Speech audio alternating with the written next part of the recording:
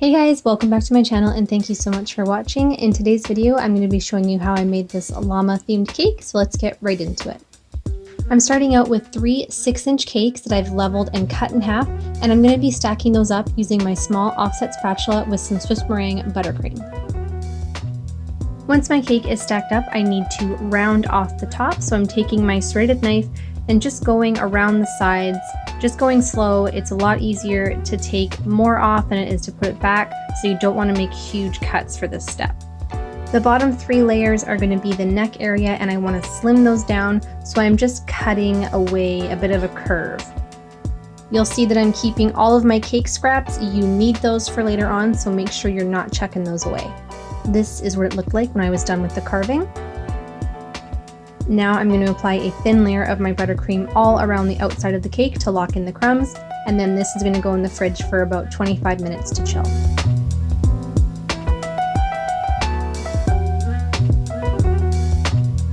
Once you can touch your finger to the buttercream and none of it comes off, it's ready to come out of the fridge. And I mixed together all of my cake scraps to make a cake pop mixture, and I'm applying a ball of that to the front of my cake. It was a smidge dry. I could have added a little more buttercream. So I'm basically just building out the front to a bit of like a snout shape. I added more of that mixture on the top of the head just to round it out, and then I crumb coated those 2 areas as well.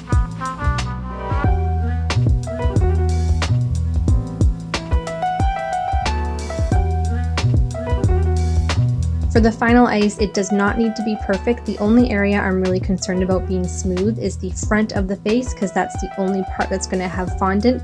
Everything else I didn't really touch because I'm going to pipe buttercream on top of that anyway, so it doesn't really matter. I used a piece of cardstock because it is bendable to really smooth out the front of the face, just because it can form to the curve versus using my little spatula. I rolled out some light gray fondant and applied that to the front of the face, just smoothing it down as best I could, trying to get rid of the pleats. And then I took a little piece of scrap fondant and just smoothed that a little bit further, and that's going to get all the lumps and bumps out. For the excess around the side of the face going down the neck, I just trimmed that away using my X-Acto knife.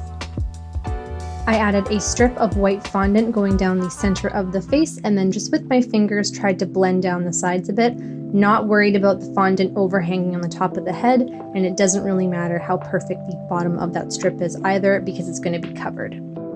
To make the snout/mouth area, I took 2 balls of gray fondant and then flattened them together, and with another little piece of fondant I put that underneath for the lip, and then shaped the nose and put that on top.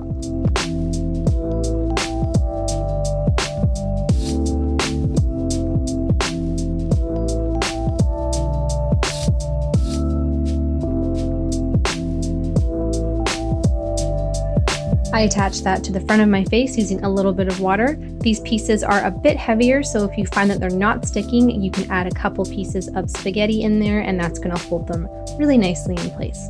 For the eyes, I rolled out 2 snakies of black fondant that were tapered at each end, and then placed them into these crescent moon shapes. And then with little teardrops of black fondant, I started with larger ones on the outside, working my way in for the eyelashes. With some light pink fondant, I cut out 2 circles and placed them underneath the eyelash area for some blushy cheeks. At this point, I was ready to pipe on the fur texture. I used a number 21 tip. You could use a bunch of different tips for these, however you want the fur to look. And I basically just piped over the whole thing and then framed around the face.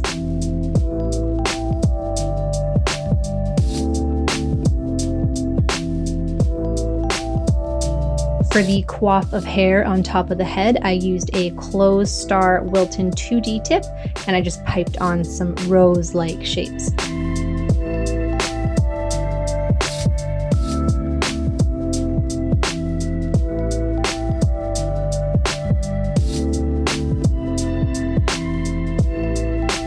I made the ears super similar to how I made the ears for Stitch. If you watched that video, I have this long oval of white fondant, and I placed a smaller oval of pink fondant on top of that, and I used a little bit of shortening to attach the 2. I folded that in half and then just did a little finagling to get the shape I wanted. You can really do whatever you want here. I wanted the top to be closed so you couldn't really see any pink at the top and you couldn't really see any pink at the bottom.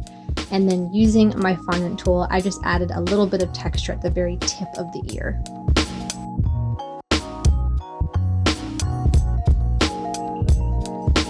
This was the final result with the two. You can see they're curved towards each other slightly, and I've inserted a skewer in the bottom, and I also just cut off the very bottom there so they're going to fit a little nicer against the cake. I set these aside and let them firm up before I tried to place them on the cake. Now, I am by no means a sugar flower person. I have not had a lot of experience with making them, so these were very like lazy flowers, if you will. I'm just going to quickly show you how I made them, but there are for sure way better videos out there that you could watch. I started out with this little teardrop shape, and that is going to be the center of my flower. And then I rolled out my fondant really thin and cut out a bunch of circles with the piping tip. I placed those circles onto my foam pad here, and then with my balling tool, just thinned out the edges. To form my roses, I picked up a petal and then wrapped that around the center, and then basically just added a petal wherever there was a seam. And I attached each petal with a little bit of water.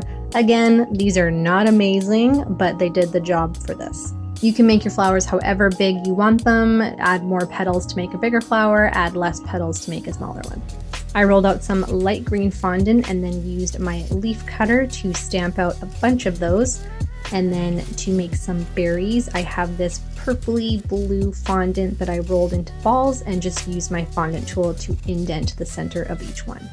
Now it was time to add the ears. My cake was a little bit chilled at this point, so my buttercream was a little harder than I anticipated. So my ears got a little bit rumply at the bottom, but that was going to be covered with the flowers. So be better than me and add your ears in when they are very firm and your buttercream is very soft.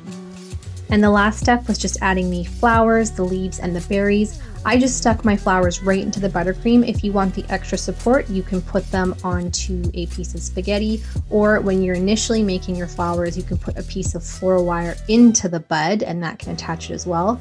And then I just placed the leaves around. I had these little yellow flowers. I will link all of the cutters that I used below. And that was pretty much it. And this was the final result, guys. Thank you so much for suggesting this on my Instagram. If you want to follow me on Instagram, I do polls every now and then to ask you what theme I should make for my YouTube tutorials. Thank you so much for watching, and I will see you in the next one.